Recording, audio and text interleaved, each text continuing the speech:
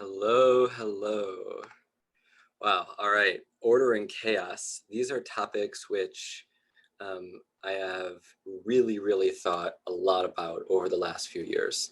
When thinking about order and chaos, when thinking about the poles of existence in life, when thinking about and feeling everything you're considering in that entire sphere, darkness and light, entropy and creation, negative and positive, shadow and light, all those things. If you really stop to consider, there's so much more to who you are than your philosophy of what's good and bad. There's so much more to the world than the good and the bad and the dark and the light.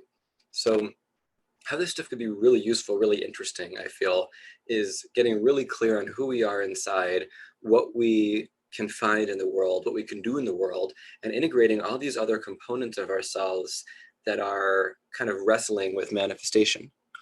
Um, if you think about, there's so many types of manifestation out there. There's so many models of manifestation that if you really want to learn how to do it properly, not just in the 5D cosmic intention setting sense, but in the 3D actions and planning, and in the 4D energetic astral, right? So having manifestation and having success really go hand in hand, right? Because if you have a manifestation, if you set an intention for something to happen, then when it happens, your manifestation was successful.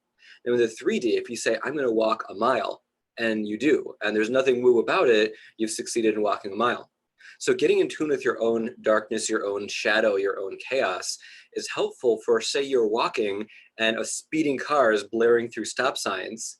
It might not be expected, it might not be planned, but you adjust to that chaos. You adjust to what's going on around you. You adjust to the darkness within you, whatever your feelings about that driver would be, and you save yourself. You stop from walking across the street. Consequently, you want to manifest something, you want to receive or give some type of energy healing in some way. Oh, but there's a block, in the orderly structured program of, you warm up, you tune in, you discern, and then you heal.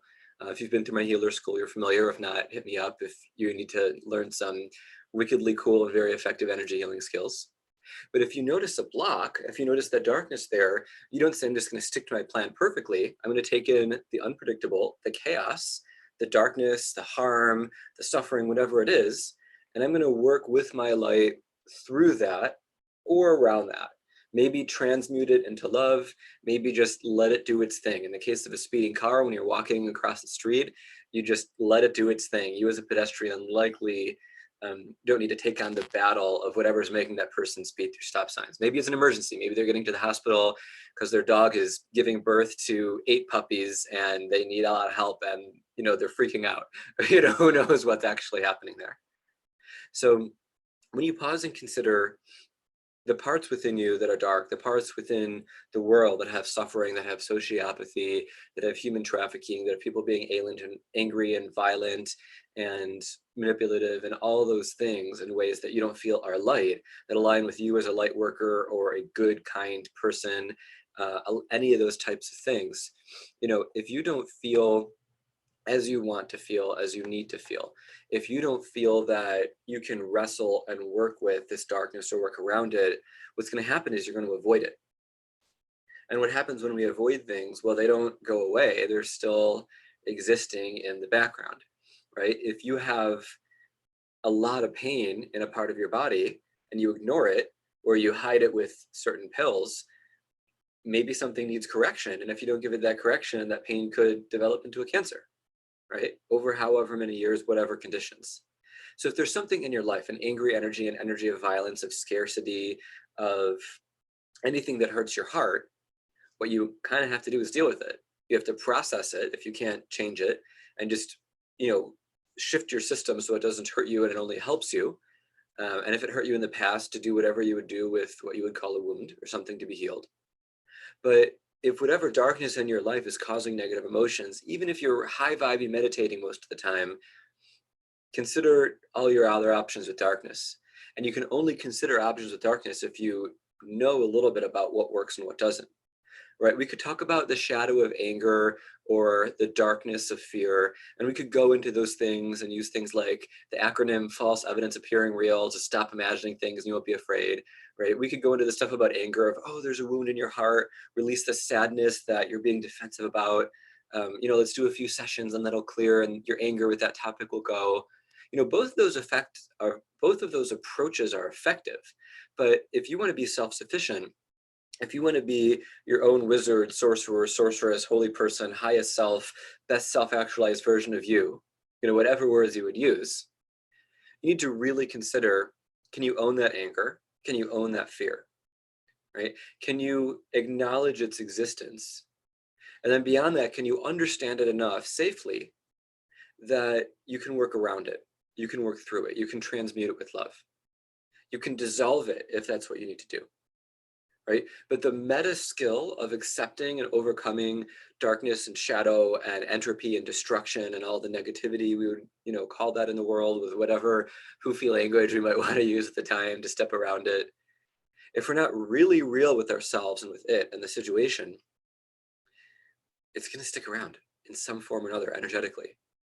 So you could learn healing skills related to the meridians and the chakras and the emotional states out there and things that block manifestation and all the stuff you don't like about the world, environmentally, politically, socially, professionally, whatever realm, other people, right? But unless you actually know what something is, it's really hard to come to terms with it.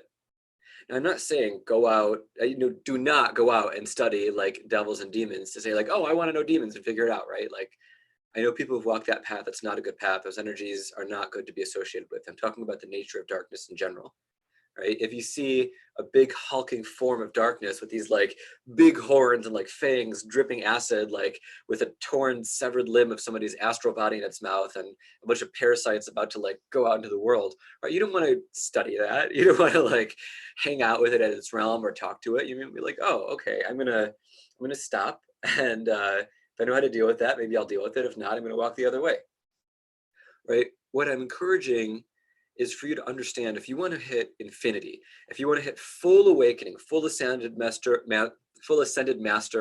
planetary God consciousness, then realize that includes infinity. There are gods of life and there are gods of death. Taking all meaning out of death and putting all meaning in death. There's infinite meanings for these things. But if you want to be the all, if you really want to expand to encompass all of reality, or hey, maybe even all of this reality, maybe hit a level of success and influence in this reality you're happy with that. You don't need to be a god or a goddess or an ascended master. You can just be at peace with here as it is. But the only way that's going to happen is if you see things for the whole of as they are. And I'm not talking in meditation practice, see the world as a ball of light, right? If you can be in a higher state and do that all the time and always be healing people and things around you, absolutely go for it. If you can do that 5, 10 minutes or eventually hours per day, go for it. But when you're in the 3D primarily, with some awareness and abilities in the 4D, maybe you have to focus on them, and then certain times of day, certain types of thoughts where you go into the 5D, wherever you are, you're going to see what's there. Right? This is about not just opening a third eye, but opening your first 2 eyes. We want to close our eyes and drift off into space and have fun, playing on water slides and other planets with chocolate fountains and fireworks of happy sprinkles and cats that just fly and take you all around and tons of like snuggling puppies and cuddle piles and anything you want just manifest in a snap, right? Like a cool lucid dream. Right? But when you open your eyes away from that astral travel or fantasy or whatever it actually was, and you see, oh, like here's my body, here are my surroundings. What am I taking in and what am I not? Right? What am I real with and what am I not? What do I have mastery over and strength over and what am I not? So take this backdrop, for example, right? I have Isis, who's the goddess of magic. That's one big, huge focus representing a lot of energy in the divine feminine, because I have a lot of strong divine masculine energy. And I have a 3-foot tall statue of Thoth right over there. I'll pull him up for you in a minute or two. I'm being actually told to do it right now. So hold 1 second and just tune into this tapestry and see what you notice. I'll be back in literally 10 seconds.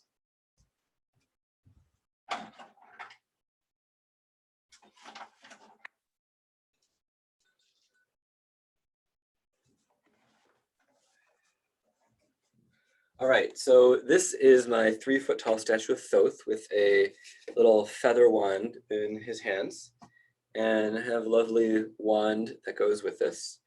And this is a strong representation of anchored divine masculine energy. Now, while there's a balance, I only have one on camera, right? And looking at this background as a whole, you see one big thing that's order, one big beautiful abstract painting that's order, kind of white, plain, covering the portals of people I channel over there. And then you see a little bit of chaos, right? You see like a few things showing through here and here, and this not totally, horizontal. And then a little bit of a Buddha tapestry over there. You're like, well, that's not perfectly orderly. Maybe there's an intention. Maybe the intention is to include a little bit of that chaos, a little bit of that disorder intentionally, so it doesn't just come up and surprise and say, oh, by the way, you tried to make the world absolutely perfect. Oh, there's a screw loose. Oh, there's a wrinkle, right? If you invite in and allow just a little bit of something like a homeopathic dose, right? Like that whole crazy demon thing we talked about earlier, we could just say the general description, right? If you have just the right amount of that, like just the smallest representational amount, then you'll be mindful and you won't forget. You're probably not going to forget you're a light being and you have a heart of that has a divine core in it. I'd like to say heart is gold. You're probably not going to forget that you're human, of course, accepting in trances and stuff. And so what type of a reminder do you need? Some of us need a lot of reminders of this stuff. We need violence all the time. We need drama in our lives. We need some crisis in our own system. I've been to at least 2 of those. I haven't really been in physical violence, thank God, but we generally have that included in the world. And one of the ways of not needing to feel it in your body is to recognize, know, and experience it out there in the world, right? Fiction is the safest way, but everything you take in fiction can affect you subconsciously. So above fiction, they're seeing the realities of the world, say like working to stop human trafficking or working with abused animals and helping to rehabilitate them, like a friend of mine is doing, his beautiful soul, or restoring nature because of deforestation, right? When you externalize the darkness and its presence and realize that it's part of this reality, it's going to be somewhere, you no longer need to experience it in your system for completion. Because to feel complete, if you don't feel complete in this moment, it might feel like something's missing. And I wish I could guarantee you, I'd like to say I can guarantee you, but I don't want you to think I know everything about you just from whatever you're watching of this and however else we've talked. But I can almost guarantee that if in your heart of hearts you were asked by God, by Metatron, by Lakshmi, by Thoth, by Krishna, Isis, whoever and all of them, what do you need to feel complete? And you started listing things and experiences, and time passed and anything you wanted you had. At some point, there might be conflict. At some point, there might be challenge, right? Arthur C. Clarke wrote a beautiful, beautiful movie called The City and the Stars. And a billion years in the future, humanity had this whole big bubble dome, and we could have anything we wanted. We could materialize, levitate, teleport, create art, dematerialize our bodies, come back again in 50,000 years with only certain memories, live to 1,000 in perfect health and youth.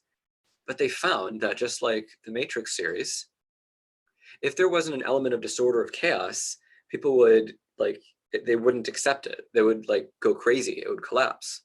So every few generations, there's a jester, a trickster in the system who appears, and there is some chaos, right? Maybe that chaos makes somebody angry. Maybe it makes them sad. And one of the vignettes of the things that his name was Kahedron did is Kahedron took a sculpture made of light and destroyed it. Or set dragons loose to eat buildings that were unoccupied, and things that were innocuous, and he wasn't trying to actually hurt anybody physically. I don't think he ever did. But considering the Matrix, considering The City and the Stars, Arthur C. Clarke won so many awards, and the Great Chronicles of Zelazny, which I'm going to dive into here, considering all these big areas in order versus chaos, really consider in your own life, have you ever been peaceful or centered when there was a crisis outside of you, right? If you had a deadline for school or a deadline for work and there was intensity in that, you would forget about your own inner intensity, right? And you'd be like, I got to focus on this test, assuming you didn't collapse. hopefully not. If so, I'm sorry, and my heart goes out to you, and I'm happy to help you, and hopefully it doesn't happen every time. If it does, let's fix that, right? But if there's somebody near you who needs urgent medical attention, most of us can imagine that, or maybe have been there. Your neuroses, your shadow work, your healing agenda, your chakra alignment, it's not going to matter in that moment. And you're like, oh, this person's bleeding from the head. They need help right now. I'm going to call 911, or I'm going to go to them, or go get help. Probably one of those three possibilities, or the equivalent of 911 if you're international. So what does it mean then to fully focus on a goal and achieve that goal? Oh, I want this person not to die. Oh, great. They're in a hospital bed. Like, they're stabilized. They didn't die. I succeeded. Oh, wow. I have to, complete this test, and I have to ace it, or at least get a B. I'm going to put everything I have, and you do it, right? But that type of alertness, awareness, intention carries with it two primary things. The first is adrenaline, which you don't want to have running through your system all the time. But the second is a deep conviction in what's true and what has to be done, right? If you could just wave a magic wand and make everything change, you would. And maybe that's why you want to learn magic, right? So you can make the changes you want much more quickly. Maybe you want a sign, maybe you want help from your guides, whatever, right? Whatever it is, whatever you need, whatever you want and you think you should have. And sorry for the wobbliness on the camera, I had to adjust something. But whatever it is that you've been looking for in life that you feel you don't have inside of you, maybe, just maybe, if you realize there's some chaos, disorder, negative, shadow, darkness, entropy within you, even the aging process can work, right? You can accept it. You can accept its presence. And when you accept its presence, you can use it as a type of reverse fuel, right? If you have nothing to do, if you have no one to care for, if you have no mission or purpose, if maybe you work at a job, or maybe you just exist, smoke a bunch of pot, play a bunch of video games, watch a ton of Netflix, maybe go for a bike ride, maybe take a lover sometimes, but your life isn't really going anywhere. Or, maybe you have a job and you're just doing it, but you're just feeling inside. Until you have the epiphany that, like, I need to leave this job, I need to not be this type of person, even 10% more a week, you're going to just have that unknown or disowned or thing you avoid, that's negative, and it's going to keep, like, eating away at your chi, eating away at your happiness, right? When you can recognize, like, wow, there's discontent in here. Wow, there's frustration, there's anger, there's, desire even, right? Even though we want to do all our spiritual work with these things, like, oh, here's this driver. Here's this thing that's drawing my attention to it. Now, do I want my attention to go to something eating me up, or do I want to do what the Kabbalion says, and a lot of modern psychologists says, and he even, like, a bunch of salespeople, is focus on the opposite. You feel afraid, build your courage. You could tear out 1,000 possible fears, but if you don't have any courage, you're going to, like, flinch at the sound of a car horn. But if you have the baseline of courage, car horn goes off, normal circumstances, you're like, oh, a car horn, right? But unlike a car horn, there's always something in life which can take your attention. There's always something in your life and in your world, your inner world or your outer world, that if you focus on it, you're going to see there's a little bit of, like, grit, challenge, trickster, whatever, right? When you can understand that and the relationship between order and chaos, then you can finally make the change that you've wanted to change. Like I wrote in the description, at least for Facebook, if you have a very clear idea of what you want to create and manifest, but you find some block in life, in life's patterns, in limiting beliefs, in the external world, or, like, your legs are gone, you want to grow new legs, you think either that's impossible or that'll take, years and years. That's obviously extreme, but say there's some block. You could try to dissolve it. You could try to release it and let it go. But if it's part of you and it's part of your life, what does that mean?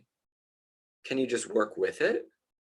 If you get triggered from certain topics, money, love, food, family, friends, any of those topics, if there's something that triggers you, until it doesn't trigger you anymore, can you adapt your life to work with it?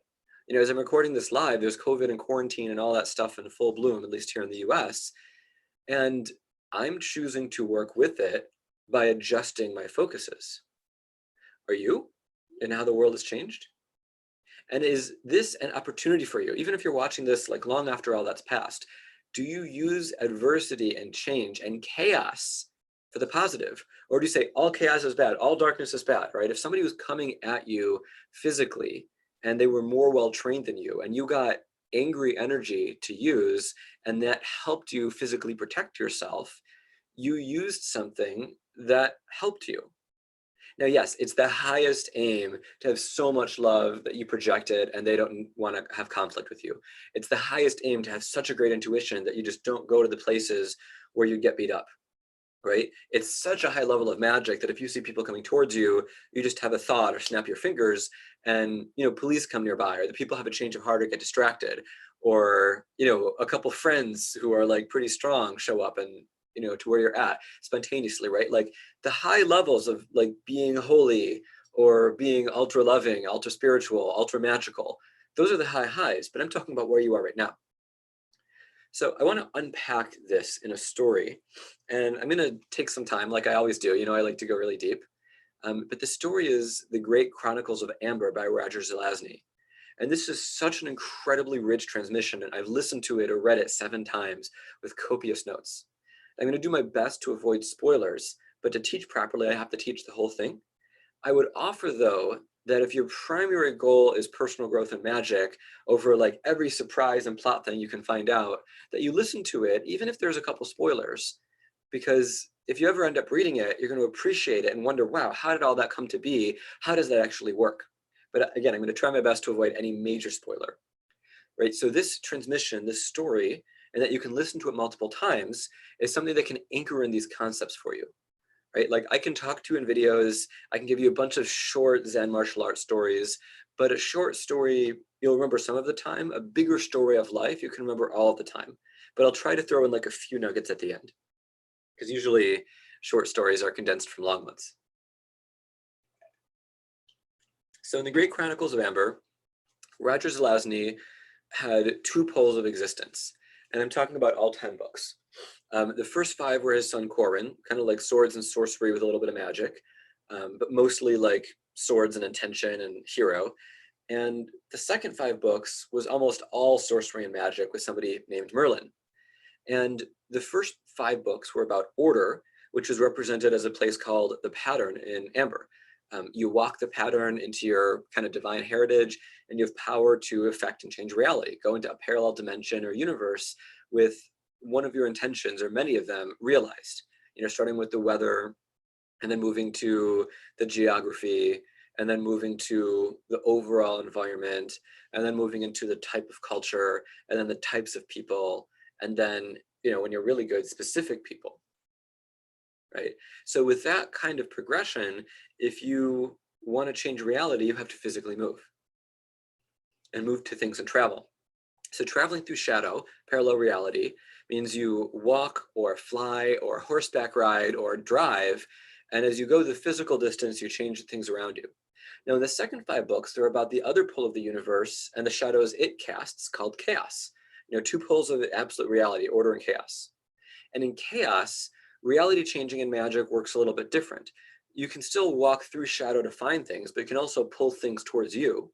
And in working with the logos, which is the equivalent of the pattern in chaos in Zelazny's series, you can kind of manipulate the limbs of the logos to summon things to you and create magics and kind of build your own spells. As opposed to the pattern, there's certain specific incantations. It's very orderly, kind of like Harry Pottery, swish and flick, certain wand movements, certain words. And, the magic in there is deeper. There's not really wands that play a big feature. Maybe like one powerful ring and a couple wands. But, with chaos, there's more possibility, but there's more unknowns. And when you travel to chaos, it's not just like you're walking through a meadow and then it goes uphill and then downhill into a lake and then 3 miles over the grasses and you're at the castle. In chaos, you could be walking on floating green discs into a room where the ceiling is open to 2 different colors of sky. And in one side of the room, a little portal opens and a bird flies through, cawing mid-flight and disappears out another portal. And you walk out the door and you're in a place, in a building like 6 miles away into a refrigerator. You take something out of the fridge, walk through the portal again and come back into the room where you were. Time flows differently between these 2 areas, sometimes very rapidly, one compared to the other, sometimes very slowly. Like 1 year for 50. And the shadows between them, the realities and dimensions between them, there's a time flow difference too. I show these though because there's a constant battle in this between order and chaos. If either one dominates, the world is unlivable. If chaos dominates, everything is entropic destruction and there's no structure even for cities. But if order dominates, it's what we had with one of the gods of Fillory in the Magician series. There's Ember and Umber, and in the different plot line that Lev Grossman wrote, beautifully good series. This is not a major spoiler at all. It's really good. I recommend it. I don't know if it's better than the first 3 books, but it's good. But one of the gods of Fillory, Umber, made a world, and he was the embodiment of order. And that world that he made was all straight streets, all perfectly square white buildings, completely uniform, infinite order, right? Fillory, there was war and chaos and magic and destruction and apocalypse and all this insanity.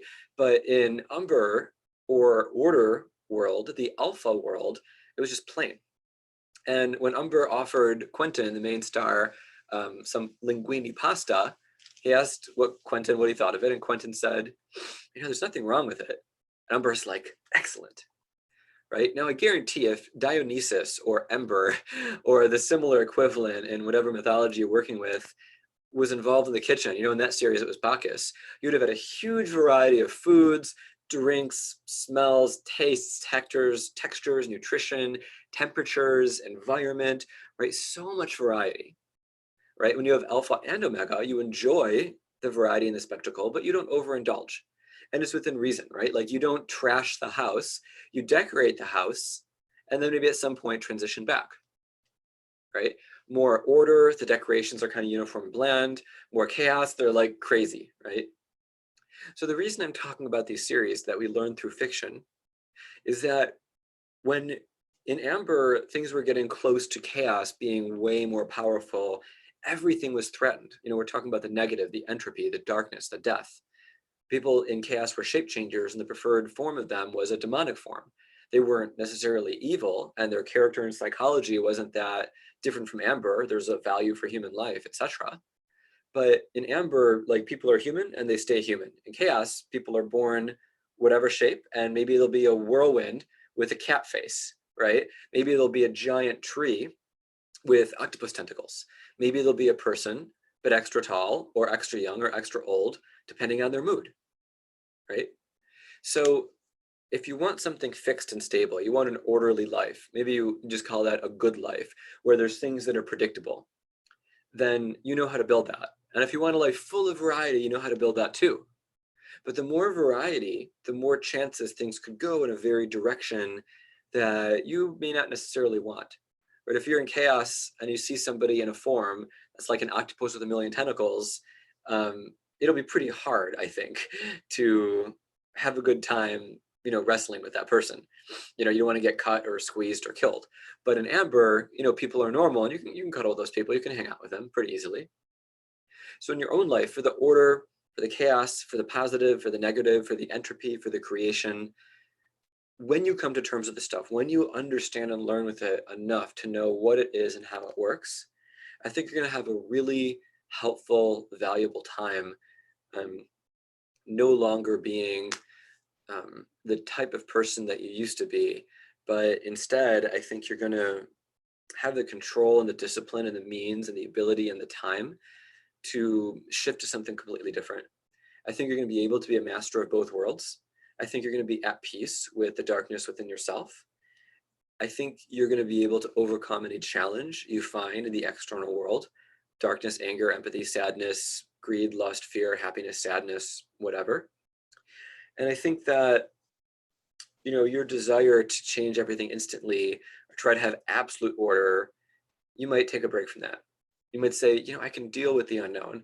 I can deal with the unpredictable. I can deal with the variable. I can deal with the darkness. And I'm going to choose to not call it negative. You're going to choose to call it whatever it is.